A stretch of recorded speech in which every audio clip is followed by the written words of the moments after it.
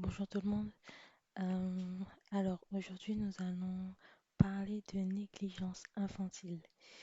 Euh, c'est une, c'est un sujet que le Seigneur a mis dans mon cœur de parler parce que ben moi de base j'avais ce sujet depuis aussi un temps mais j'avais rien fait parce que eh bien tout simplement parce que vous savez déjà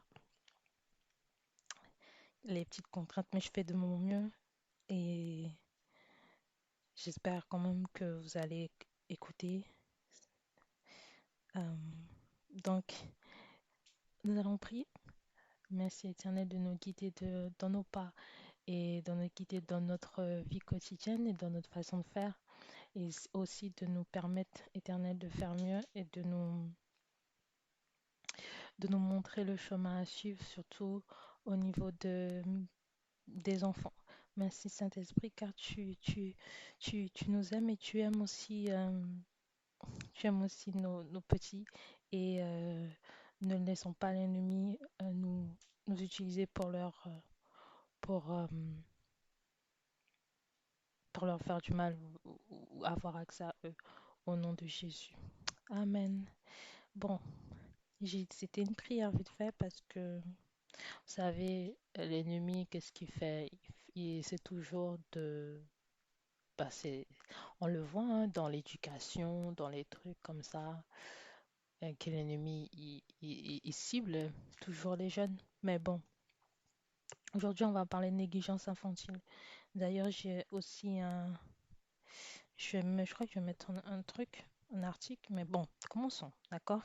C'est dans 2 Rois, 2 Rois, chapitre 3 verset 27. 2 Rois, chapitre 3 verset 27.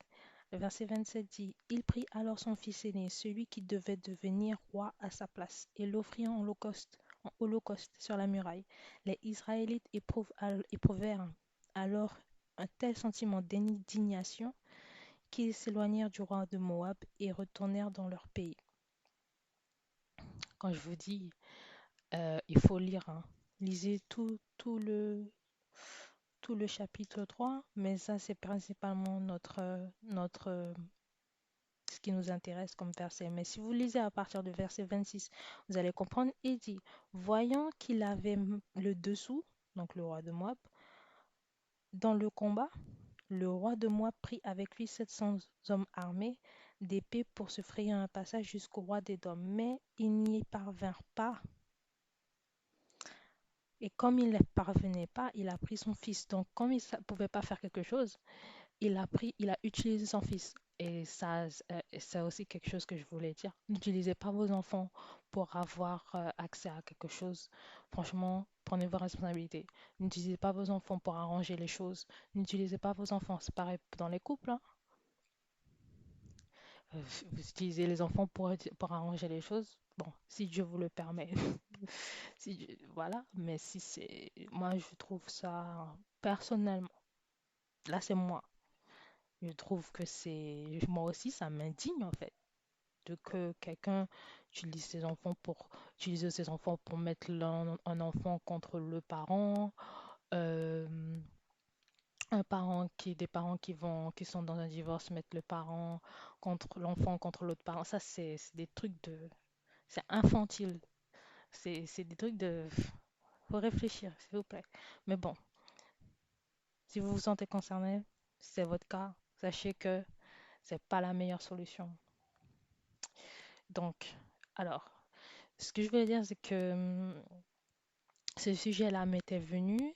J'avais vu le verset et bon, le Seigneur m'a mis dans le cœur et je me suis dit, ah ouais, il faut que je parle de ça.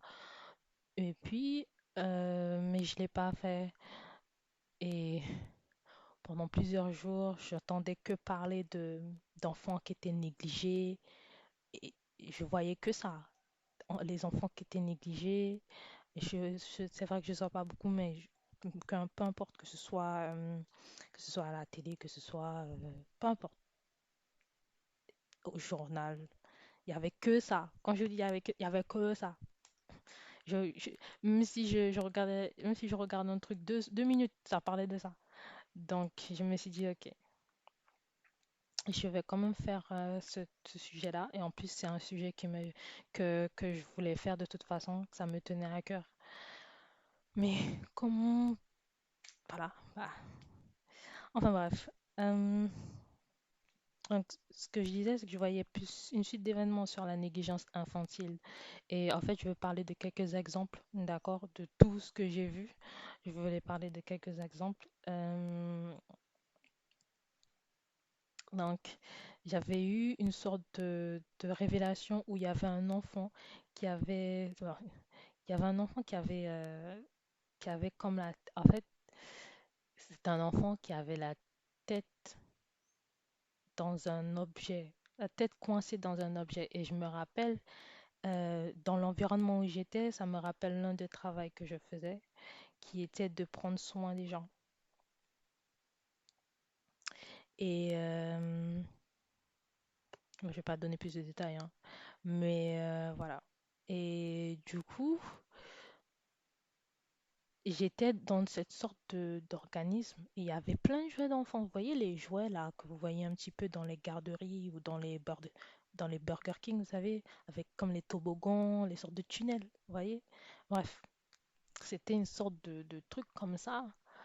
Et mais non, c'est un truc que je faisais avant, que je fais plus. Et là, il y avait un enfant qui avait la tête coincée dans l'objet, dans le tunnel. C'était un carré, c'était un truc en plastique. Et je l'ai retiré. Et je lui ai donné, je l'ai retiré, je lui ai remis à son parent qui avait l'air inquiet. De toute façon, il m'a même pas dit merci, mais bon, bref. Bon, ça c'est autre chose. Et une semaine avant, tu vois, vous voyez, pardon, une semaine avant, vous voyez, je regardais les infos et il s'agissait d'un enfant, ouais, c'était les infos, et il s'agissait d'un enfant qui avait 4 ans et qui avait 6 caries dans la bouche à cause de trop de sucre, parce qu'il mangeait trop de sucre, d'accord? Et la dame qui a été interviewée, entre guillemets, parce que vous savez, c'est juste, ils prennent la parole quelques secondes, mais la dame a dit que son enfant ne s'est pas plaint, donc c'est pour ça qu'elle n'a rien dit et qu'elle n'a rien fait. Il faut que vous reteniez ça, d'accord? On va y revenir.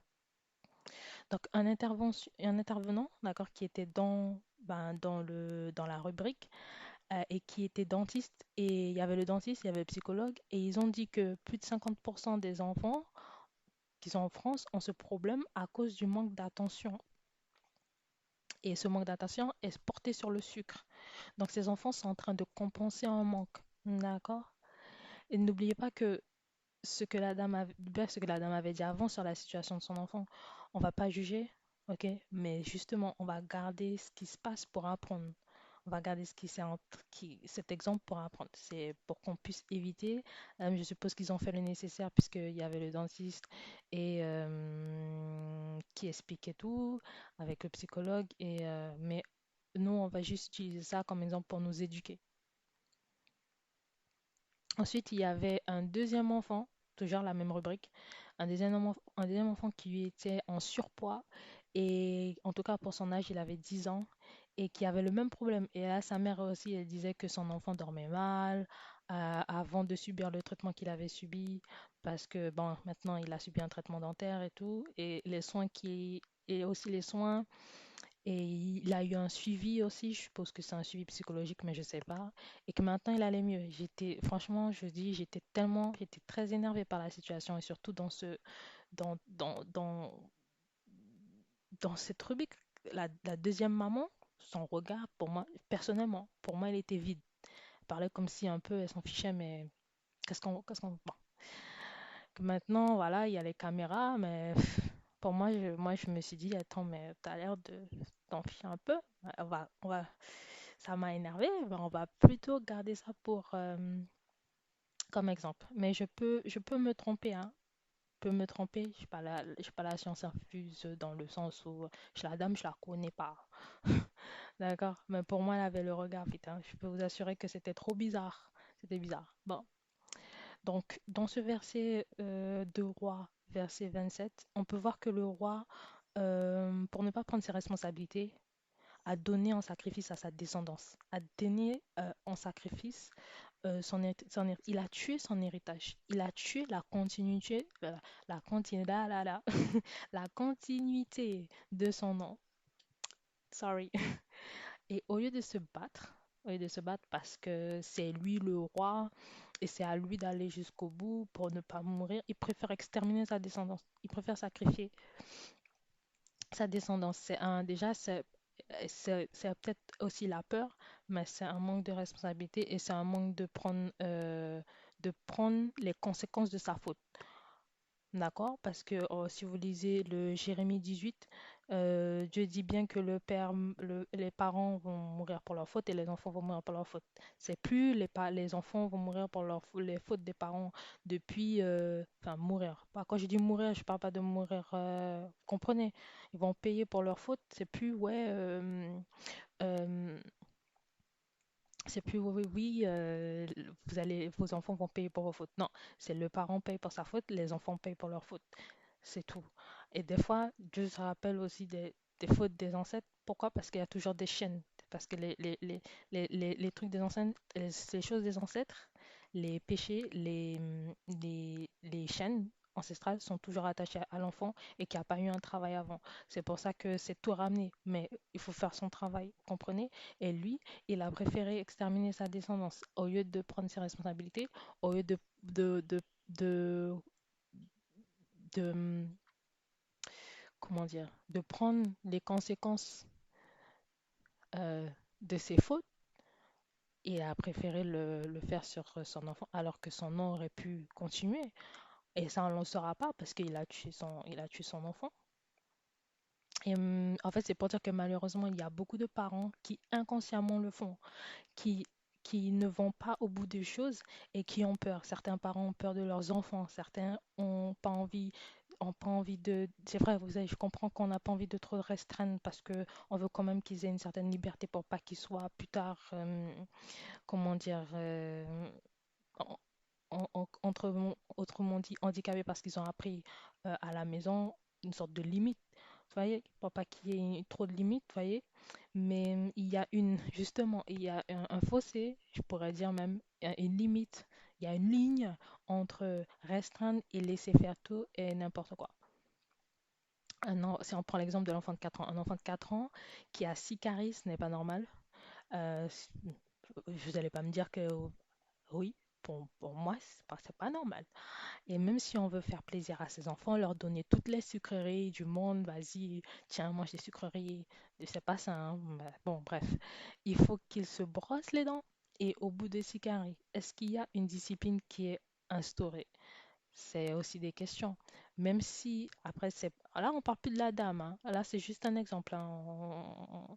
Mais est-ce qu'il y a une discipline qui est instaurée? Et même si l'enfant mange des sucreries en cachette, est-ce qu'il n'y a pas une surveillance aussi que l'enfant brosse ses dents? Vous voyez, un enfant de 4 ans brosse pas ses dents tout seul. Pour moi, on ne laisse pas voilà, on ne laisse pas un enfant de 4 ans se laver les dents tout seul. Pourquoi? Parce que souvent, les enfants, ils veulent plus jouer. Tout ce qu'ils veulent, c'est jouer. Ils ne veulent pas aller dormir. D'autres, oui. Bon, il y a d'autres enfants qui sont comme ça, qui préfèrent aller se reposer et qui n'aiment pas trop jouer d'ailleurs, qui sont naturellement dans leur coin. Pas qu'ils veulent, pas que c'est pas leur, pas qu'ils ont peur, mais que justement, dès le jeune âge, c'est les relations sociales, voilà, ils aiment bien leur tranquillité. Et ça, je peux leur comprendre, avoir sa tranquillité, ne pas avoir tout le monde devant son visage comme ça, c'est le top. Mais bon, oui, donc ils veulent pas aller dormir. D'autres aussi, bon après d'autres aussi, c'est pas à moi de connaître les enfants des gens, hein. C'est pas à moi de connaître ce que les enfants des autres font. Mais voilà, il y a quelques mots à dire sur l'encadrement et les soins, vous voyez. Donc euh, prenez soin d'eux, s'il vous plaît. Prenez soin des enfants. Euh, que ce soit, non, ne laissez pas l'ennemi ou les choses, les maladies, les trucs prendre vos enfants. Ne le faites pas. Il y a un autre type de négligence aussi dont je voulais parler. Un autre type de négligence, c'est quand on laisse par exemple tout se faire. Vous allez me dire, c'est une bonne chose, mais tout. mais pas n'importe quoi. D'accord? Il y a des limites. Un exemple, je vais donner un exemple. Je vais donner un exemple. Quand j'étais à l'école, il y avait un élève dans ma classe, je dirais pas si c'est une fille ou c'est un garçon. Il y avait un élève dans ma classe qui faisait n'importe quoi et qui manquait de respect au prof. Et un jour, mais vraiment n'importe quoi, c'était pas juste le petit manque de respect, voilà, dit machin, c'était vraiment. Et un jour, cette personne a dit que sa mère s'en fichait. Elle dit, ouais, la personne a dit, ouais, ma mère s'en fiche complètement. Donc, elle dit, elle fait comme elle veut. Cette personne a dit, elle fait comme elle veut. Et certains peuvent penser que c'est de l'arrogance. Ouais, je fais ce que je veux. Machin. Non. Ou un manque d'attention, ou en mode, elle veut se faire remarquer et que vous pensez qu'on peut mépriser ce type de, de, de, de comportement. Mais il faut voir les choses autrement. Cette personne avait un besoin d'encadrement on lui, et qu'on lui dise que tout est possible. D'accord? Tout est possible, mais tout n'est pas permis et dans le sens où tout n'est pas permis au niveau de la loi. Je parle bien de loi et après, moi là, je parle de loi, mais on pourrait parler aussi de choses bibliques, hein. C'est pas, ça c'est dans l'encadrement personnel, familial, mais c'est ça. Moi, là, je donne l'exemple de l'école, de la société. Donc, c'est pas parce que tu peux faire quelque chose, c'est pas parce que aller, tu peux aller dans un magasin, rentrer et repartir avec un objet non payé que tu dois le faire. Bah là, c'est pas un challenge, tu vois, c'est pas un défi. Donc, il y a il y a quand même des limites. Par exemple, si on regarde dans le Proverbe 23, c'est ça? Proverbe 23, verset 14, verset 13.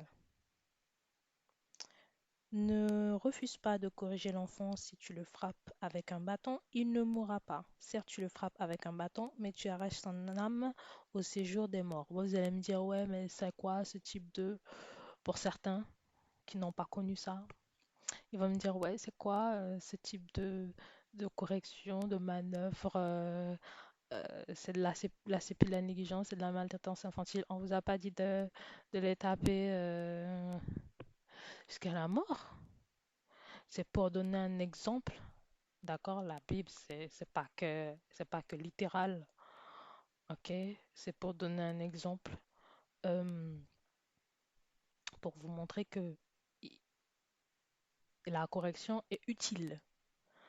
On parle pas seulement on parle pas que de correction physique avec un bâton. Vous faites vous faites comme vous voulez. Vous avez vos méthodes. Ça peut être, mais ça, c'est toujours une forme de correction. Ça peut être, tiens, t'es privé de sortie. C'est quand même une forme de correction.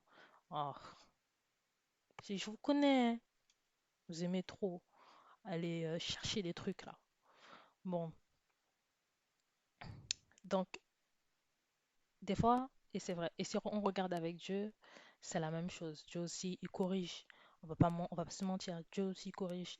Sauf pour les gens qui, dans leur tête, d'après eux, ils pensent que ils sont toujours là, oui, Dieu est amour, Dieu est amour. Oui, Dieu est amour, mais lisez votre Bible. Lisez votre Bible.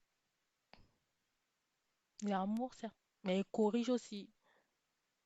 Donc, et souvent, quand les gens, j'ai remarqué, hein, quand les gens sont corrigés, ils disent ça, c'est le diable, c'est pas le diable. Est-ce que vous avez réfléchi? Bon, des fois, l'amour des parents se présente sous forme de correction quand on fait une bêtise et ça ne veut pas dire qu'ils nous aiment pas, d'accord? Et comme je disais, on vit ça avec Dieu, d'accord? Le verset sur le bâton, ok, vous voyez comment vous corrigez. Moi, j'ai pas mon mot à là, j'ai pas mon mot à dire sur ça. Vous les voyez, vous voyez comme vous faites. Je suis pas dans votre foyer, donc c'est pas mon problème. Personnellement, c'est Dieu qui, s'il y a un truc qui se fait pas bien, bah, c'est Dieu qui va s'en occuper. Par contre, ce que je peux dire, c'est qu'il ne faut pas trop en faire car encore, je me rappelle à l'école, quand j'étais plus petite, certains disaient qu'ils avaient pris des coups de ceinture et que ça ne les faisait plus rien en fait. Et je pense que c'est parce que c'était le seul outil utilisé par les parents. C'était le seul outil qui était utilisé par le parent qui fait que ça ne les faisait rien en fait. Moi, personnellement, je peux vous dire que parler, gronder, ça fonctionne aussi. Si ça ne fonctionne pas, le seul qui connaît plus votre enfant que vous, c'est Jésus. Ah, on va pas se... N'allez pas chercher les amis, les machins, le meilleur ami. Non. Le seul qui connaît plus votre enfant que vous, et le meilleur ami de votre enfant, si vous voulez, c'est Jésus. Donc c'est à lui de demander de l'aide. Ça peut prendre du temps, mais vous verrez. Et il faut aussi comprendre qu'en tant que parent, on peut pas, surtout quand on a des enfants qui donnent leur vie à Jésus, on peut pas, comment dire, dicter la vie des enfants à partir d'un moment donné parce que c'est pas à vous de décider qui vont devenir, c'est à Jésus de décider. C'est simple. Et certains parents, ils n'arrivent pas à lâcher prise et ils aiment garder le contrôle. Et ça, c'est aussi, bon, c'est pas seulement les parents, c'est aussi dans les familles. Le contrôle, c'est à un moment donné, le contrôle devient, comment dire, euh, peut devenir, je dirais même diabolique parce que vous entravez. Donc, qu'est-ce que j'allais dire? Oui. Donc oui, vous faites comme vous voyez, et puis c'est Jésus qui va vous aider. Et puis donc voilà, donc l'enfant a besoin d'être encadré, soigné, protégé, mais parfois être parent, c'est aussi laisser ses enfants faire des erreurs et se ramasser pour devenir plus fort. Il doit se ramasser tout seul et ramasser avec l'aide de Jésus, bien sûr. Mais si on réfléchit bien, en général, il doit faire des erreurs et doivent apprendre de leurs leçons. Voilà, il y a des leçons qu'on ne peut pas apprendre à quelqu'un et qu'on ne peut pas apprendre à son enfant aussi. Il faut laisser Jésus s'en occuper parce que cette erreur justement peut les rapprocher de Jésus. Et parfois, c'est pour qu'ils comprennent eux-mêmes que certaines décisions n'en valent pas la peine. Et cette- certaines erreurs peuvent les rapprocher de Dieu. Certaines erreurs peuvent les changer, vous voyez. C'est ça la vie, hein. Donc, on va rester sur la négligence infantile. Il y avait un autre exemple, et bon, ça c'est un exemple banal. Je me rappelle que j'étais descendue, je passais vite fait comme ça devant la télé et je vois une partie d'un film où on m'a expliqué vite fait, hein, je regardais un petit peu vite fait aussi. En fait, c'est un enfant, il avait des problèmes de crise et ce n'était pas des crises épileptiques, hein, attention, mais c'était suite à un événement tragique. C'est qu'on utilise beaucoup d'exemples, mais c'est vraiment pour que vous compreniez. C'était suite à un événement tragique, d'accord? Sa maman, elle était plus là. Et dans ces crises étaient, voilà, ces crises étaient un résultat de ça, en fait. Et le père, il voulait pas que son enfant voie un psychologue. Vous allez me dire, ouais, psychologue, machin. Mais restons sur le sujet du film. Restons sur le sujet du film. Et c'était pas parce qu'il s'inquiétait, en fait. C'était parce que plus tard, en parlant à une dame avec qui il parlait, qui était une assistante sociale qui, elle, voulait que l'enfant voie un psychologue, il s'est avéré que le père lui-même avait un traumatisme et qu'il n'en avait parlé à personne. Et il en parle à la dame. Et c'est là qu'on apprend en fait qu'il faisait une projection sur son problème. Il faisait une projection de son problème sur l'enfant en fait. Donc c'est pas parce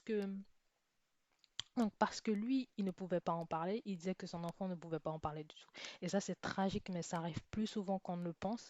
Dans les familles, souvent, il y a des trucs enfouis dans une famille.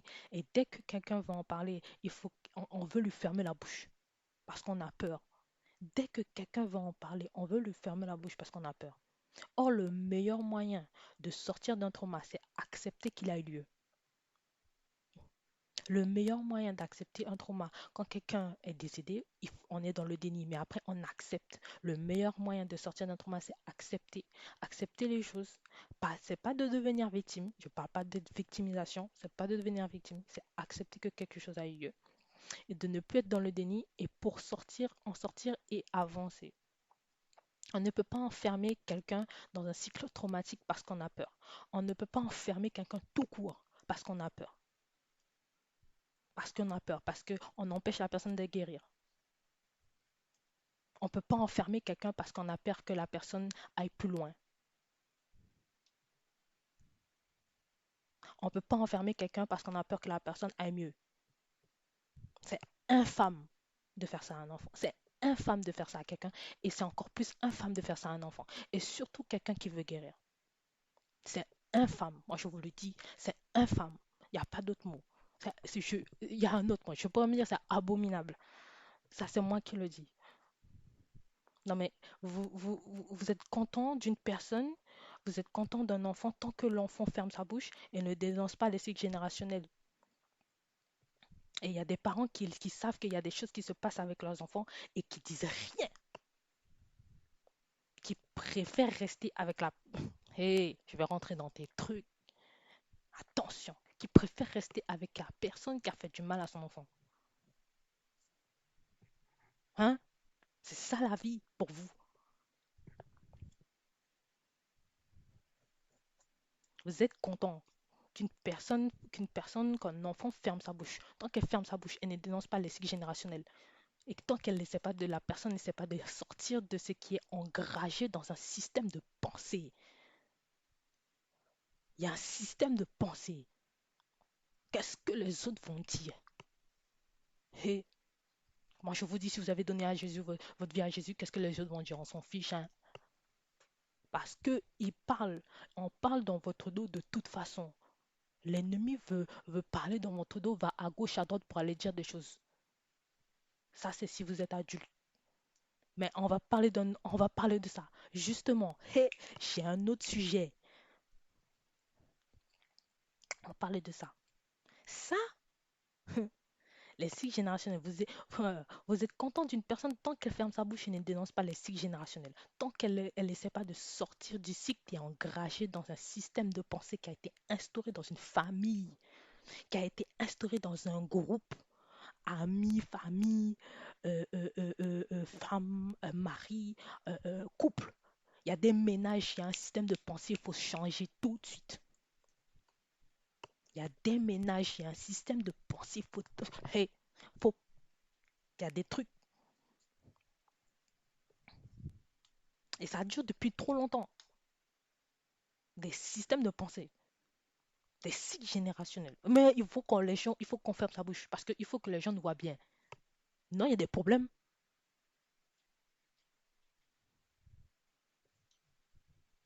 Parce que vous avez déjà vu un chrétien qui va témoigner et qui va pas dire j'avais ce problème-là, j'avais ce problème, ce problème, ce problème. Mais Dieu, mais Jésus m'a libéré. Hein?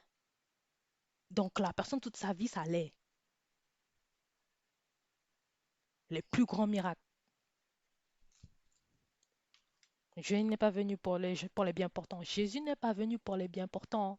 C'est dans la Bible. Il n'est pas venu pour les bien portants. Il est venu pour les malades. Malades, que ce soit physique ou... Parce que, soyons honnêtes, les cycles générationnels, c'est des maladies. Les systèmes de pensée. Oui. Ça me met là dans des états quand je pense qu'il y en a qui préfèrent que leurs enfants ferment leur bouche. Ne dis pas que un tel t'a fait ci. Ne dis pas. Je veux rester avec. Hein?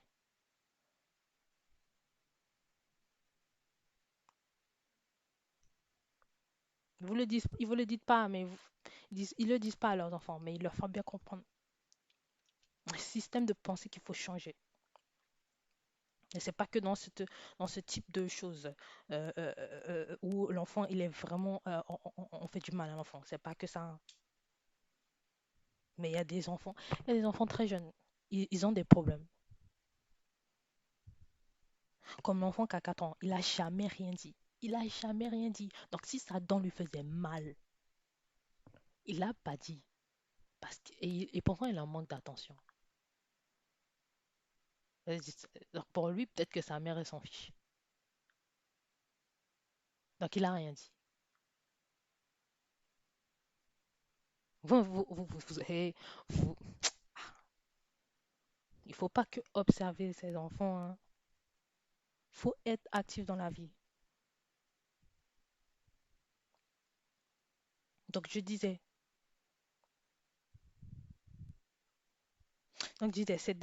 faire ce type de choses, empêcher machin, c'est de la censure spirituelle.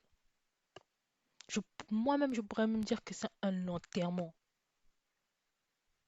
En disant chute là, tais-toi, vous enterrer certaines personnes vivantes. Même si ce sont des enfants. Et si ce sont des enfants même, c'est encore pire. C'est pire. C'est pire. C'est infâme. Donc n'oublions pas, un enfant a besoin qu'on prenne soin de lui. Dieu pourvoit à nos besoins. Alors pourquoi il y a des... Ah, alors on pourvoit aux besoins des enfants. N'allez pas croire. S'il vous plaît, on est 10 milliards. N'allez pas croire. Il y a des personnes qui s'en fichent et qui préfèrent aller s'acheter des trucs alors qu'ils n'ont pas le budget. Mais ils préfèrent être beaux au lieu qu'ils aillent acheter de la nourriture pour mettre sur la table pour eux et pour leurs enfants. Mais non, ils sont fly. Ils sont fly, ils sont sharp. Ils sont, ils sont, tout va bien quoi. On est beau. Je vous dis, on est 10 milliards sur cette terre. Tout est possible. Il y a bien des gens qui font pire, hein. Tout est possible. On est vraiment. On va lire 2 Corinthiens 12, verset 14.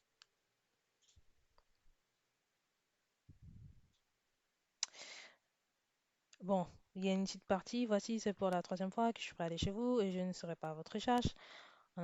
Car ce ne sont pas vos biens que je recherche, mais c'est vous-même. En effet, ce n'est pas aux enfants de faire des réserves pour leurs parents, mais aux parents pour leurs enfants. Et ils n'ont pas demandé d'être là. Ils n'ont pas demandé d'être là. C'est aux parents de faire des réserves pour leurs enfants, jusqu'à un certain âge, bien sûr. Après, on devient adulte, d'accord? Sauf quand vraiment il y a des problèmes. Bon, il y a des parents, ils n'ont pas de problème avec de prendre soin de leurs enfants. Moi, je trouve que c'est bien, même jusqu'à un certain âge. Des fois, ça peut être dur, mais ça revient au même. Donc, mais surtout, mais là, si on parle d'enfants qui sont tout petits, on peut parler de réserve émotionnelle, on peut parler, ils n'ont pas à faire des réserves pour vous, émotionnellement, spirituellement, ils n'ont pas. Spirituellement, c'est à vous de casser les chaînes. C'est à vous d'empêcher que des choses arrivent à vos enfants.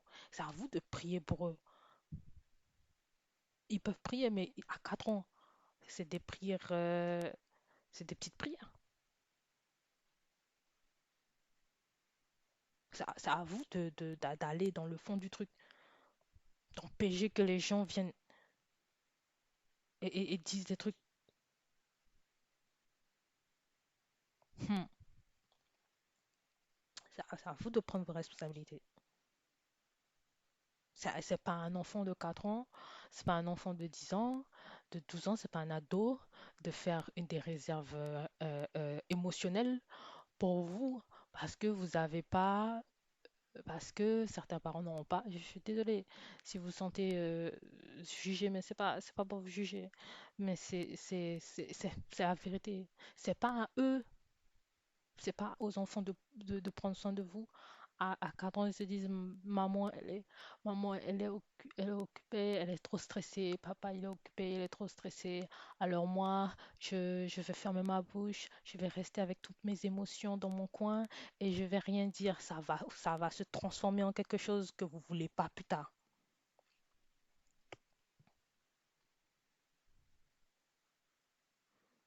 Ça va se transformer en quelque chose que vous voulez pas plus tard.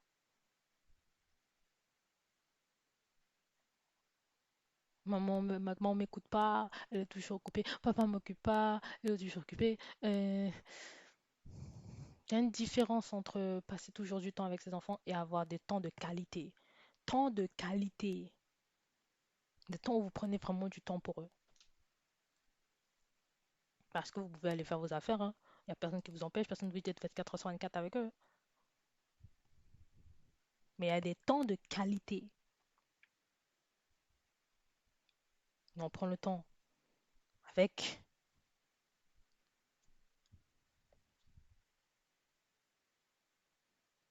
On leur montre l'amour, qu'on prend soin d'eux. On va faire des sorties, des trucs comme ça. Mais il y a des parents qui n'ont pas les moyens, mais au moins un temps de qualité, même si c'est juste regarder le foot ensemble. C'est rien. Dessin animé. Mais si vous êtes adulte, vous aimez pas les dessins animés, moi je trouve que c'est dommage.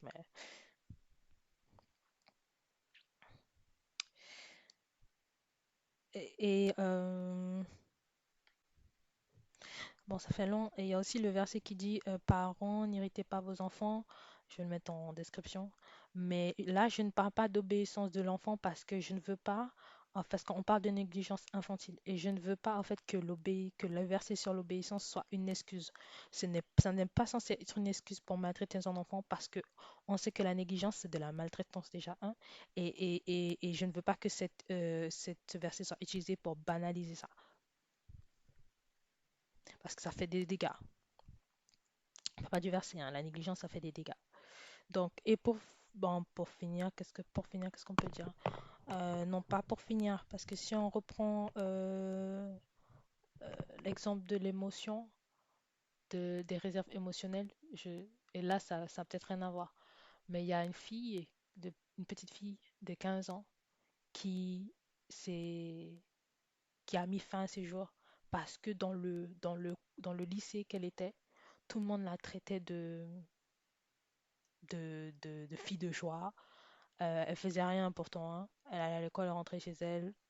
Sa mère, j'ai bien vu que sa mère aussi était dévastée, mais on voit bien il y a eu un harcèlement par tout le lycée. euh, Peut-être pas par tout le lycée, mais par plusieurs classes, par plusieurs personnes. Et vous, je me rappelle, j'ai parlé de ça. J'étais avec quand j'ai vu ça et je me suis dit, il y a des gens qui pourraient penser que c'est rien. Mais en tant que chrétien, en tant que chrétienne, est-ce que vous avez déjà eu ce truc-là, quand vous rentrez dans une salle, je vous dis, c'est un truc de malade. Quand vous rentrez dans une salle et que toutes les personnes qui sont dans la salle veulent vous faire du mal. C'est un truc spirituel, je vous dis. Vous rentrez dans une salle et toutes les personnes, et c'est pas, vous allez pas me dire, machin, vous rentrez dans une salle, elle connaissait même pas Dieu en plus, et elle a vécu ça. Donc, imaginez, vous rentrez dans une salle et tous les démons là qui sont attachés aux gens, qui sont dans cette salle, veulent vous terrasser. Si vous n'avez jamais connu ça, vous ne pouvez pas comprendre. Pour les personnes qui ont été harcelées, qui ont subi de l'harcèlement en général ou de l'harcèlement à l'école, pensez que c'est rien, mais c'est ce que l'ennemi utilise. Pourquoi? Parce que ça va dans le mental. Donc, faire des réserves émotionnelles. Ça veut dire qu'il y avait beaucoup d'émotions négatives. Elle a pas supporté. Et elle a mis fin à ses jours. Mais vous vous rendez compte de ce que l'ennemi peut faire aux jeunes? Et à cet âge-là, à 15 ans, il y a tout ce qui est hormones. C'est un âge où on rentre plus. à part quand on est dans la maternelle et tout ça, où on rentre plus dans le social, quand on rentre au lycée, je suppose, hein, on est vraiment social et c'est là qu'on commence à... Il y a les hormones, il y a les trucs, on commence à parler, on veut se faire des amis, pas forcément, mais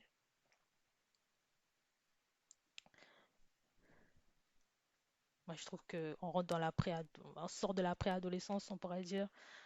On est dans l'adolescence, il y a plein de trucs qui se passent dans l'adolescence, il y a plein de jeunes qui se posent plein de questions sur leur vie. Ils ont quoi, 3 ans?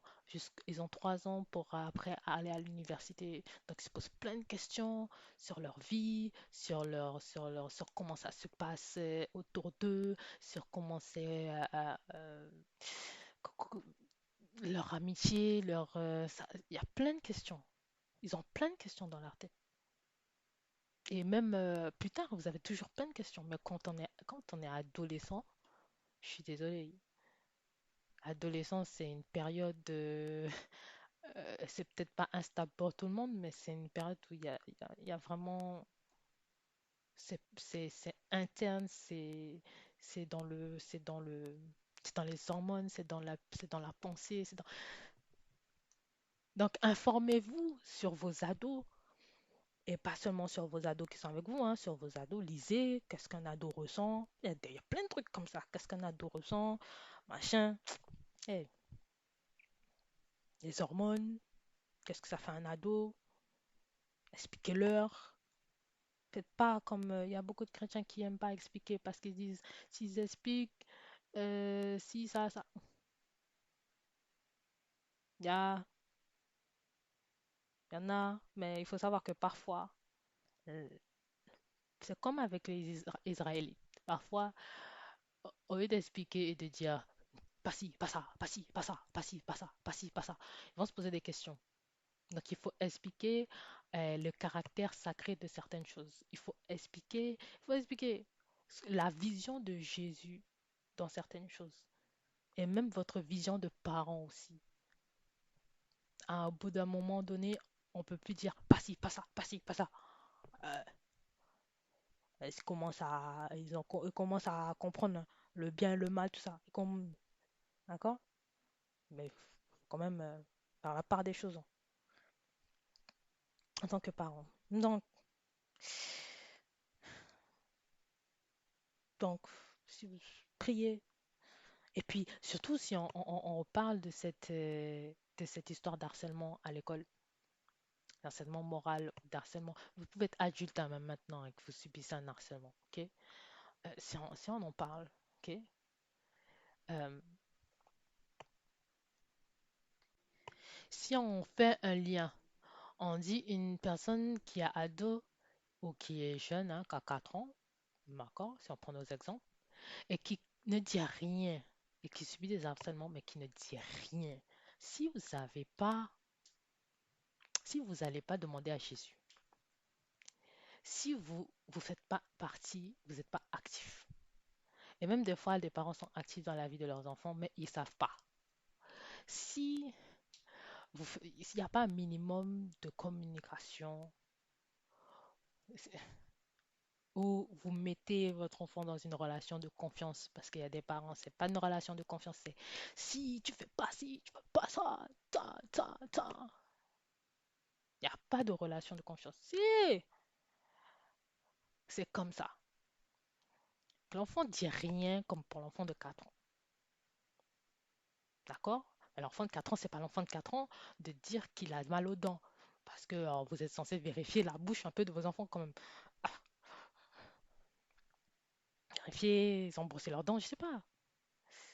Et vous savez, on va revenir dessus avant que je me mélange les pinceaux. Donc si euh, un enfant qui est harcelé et qui dit rien, vous ne demandez pas à Jésus, ah, comment vous allez intervenir? C'est Jésus qui doit venir vous faire la révélation du tout seul. Je vous serais choqué parce que je vous a fait une révélation. Ah, faut demander. Et si c'est pas, il faut établir une relation de confiance. Oui, ils savent qu'ils peuvent tout vous dire. Ils savent qu'ils peuvent vous dire certaines choses. Jusqu'à un certain âge, bien sûr, parce qu'après, c'est pas, c'est tout, on dit pas tout à ses parents, hein. Après, c'est ça. Après, on dit tout à Dieu, bien sûr. Et après, on dit tout à Dieu. Parce que la parenté est pour la vie, mais il y a tout savoir, il y a que Dieu qui a ce privilège. Parfois. Enfin, tout savoir, quand je dis tout savoir, c'est pas tout savoir de la vie de quelqu'un, c'est tout savoir de A à Z, tous les petits détails de A à Z, de A à Z. C'est que Dieu qui a ce privilège, il voit tout, il entend tout. Il n'a même pas besoin même pas besoin que vous allez lui dire. Donc, donc on disait, on a enfin besoin d'encadrement, de soins, qu'on il a besoin d'amour, d'accord? Un enfant a besoin d'amour, et alors comme Dieu nous aime, ne faites pas l'impasse dans cet amour. C'est ça qui va déterminer les relations de vos enfants et les relations qu'ils auront plus tard. Ce que vos enfants expérimentent à la maison est un facteur clé pour l'extérieur. Si votre environnement, si l'environnement de l'enfant est toxique, c'est sûr que, je vous dis, hein, moi je vous dis par expérience, si l'enfant, si l'environnement est toxique dès l'enfance, ça va, ouf, ça va créer des trucs. Et aussi votre manière d'interagir, de prendre soin. Oui, votre manière d'interagir, de prendre soin de vous.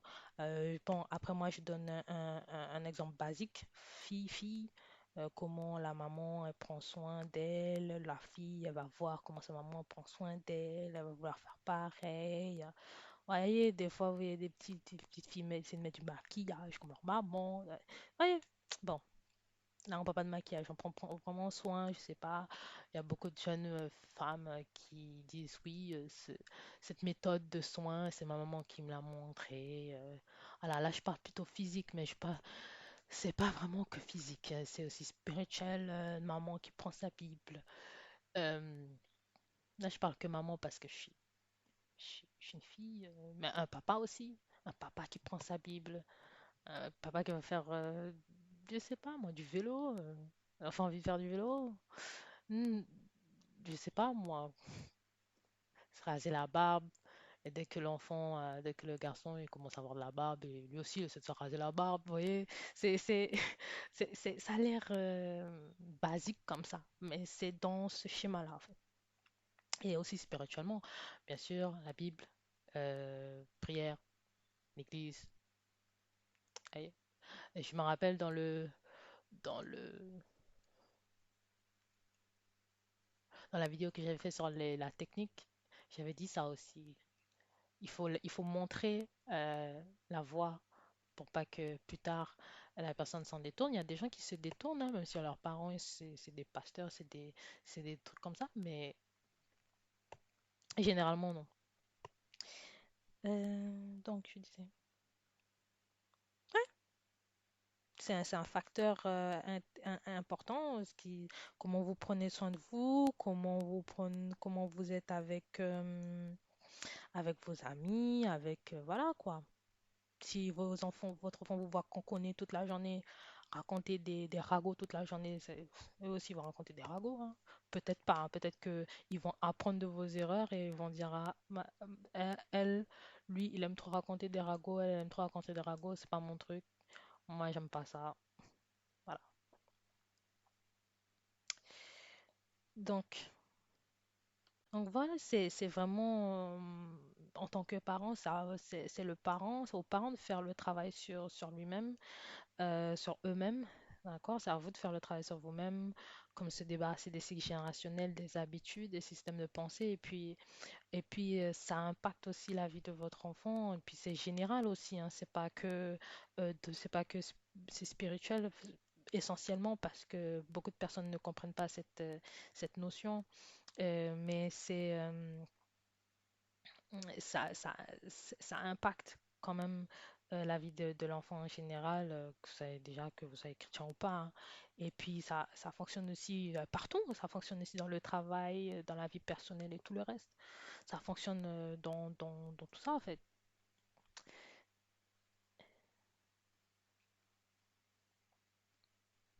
Donc je trouve que ça fait long. Vraiment pas, j'avais vraiment pas pensé. Mais en gros, c'est ça. Donc, on a dit encadrement, amour, soin, euh, et puis oui, encadrement, tout ce qui est, ce qui peut, limite, la correction, ça, une relation de confiance. Prenez soin prenez soin des personnes que, que Dieu va utiliser plus tard, parce qu'on ne sera pas toujours là. Vous comprenez? Et je sais que vous savez, vous n'êtes pas. La vie sur Terre n'est pas immortelle, c'est après. Donc, prenez soin de ceux qui viennent après vous. Et justement, c'est parce que vous aidez. Je pourrais même dire que ça aide l'ennemi que vous en preniez pas soin. Parce que lui, tout ce qu'il veut, c'est les détruire. Donc, prenez-en soin. D'accord? Et je vous dis, eh bien, merci d'avoir écouté. J'espère que vous êtes allé jusqu'au bout parce que c'était vraiment important, c'était vraiment intéressant et c'était essentiel. En tout cas, c'était un sujet qui aussi que tu as mis dans mon cœur et qui compte aussi pour moi. Voilà, qui compte pour moi parce que je trouve que il y a assez de problèmes dans la vie des enfants de nos jours, dans la vie des, quand vous voyez les jeunes, des plus jeunes, ce qui viennent vraiment après nous. Mais il y a une chose qu'on peut leur accorder, c'est que il y en a beaucoup qui apprennent des erreurs des générations passées et qui n'ont vraiment pas envie de se casser la tête et de faire des trucs que nos, que les générations passées ont fait et qui arrivent à s'en sortir mieux que les générations d'avant. Et qui utilisent vraiment des choses qu'ils ont à leur portée. Voilà. Donc, si vous êtes jeune, si vous êtes jeune et que vous auriez aimé ne pas être négligé, sachez que aujourd'hui vous avez l'occasion de refaire, de tout refaire. Laissez Dieu vous prendre soin de vous et vous allez voir. Il a dit, même si votre mère vous abandonne, lui, il vous abandonne pas. Vous vous rendez compte? Donc, essayez de le faire et puis il y a toujours un moyen de prendre soin de soi.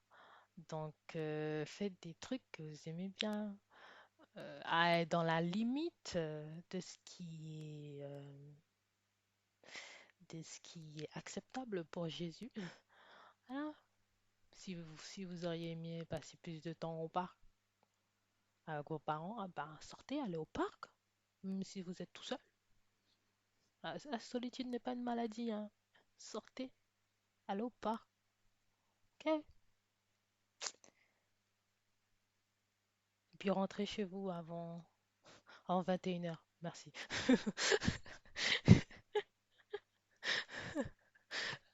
Je vous donne un couvre-feu. Allez, avant 21h, hein, si vous avez, avant 21h, si vous avez vu plus de, si vous avez si vous avez 18 ans, un petit peu plus de 18 ans, à partir de 25 ans, comme ça, je vous autorise à aller 23h. Voilà. Voilà. Bon, ne m'écoutez pas là. De- de- Allez, au revoir. Bye.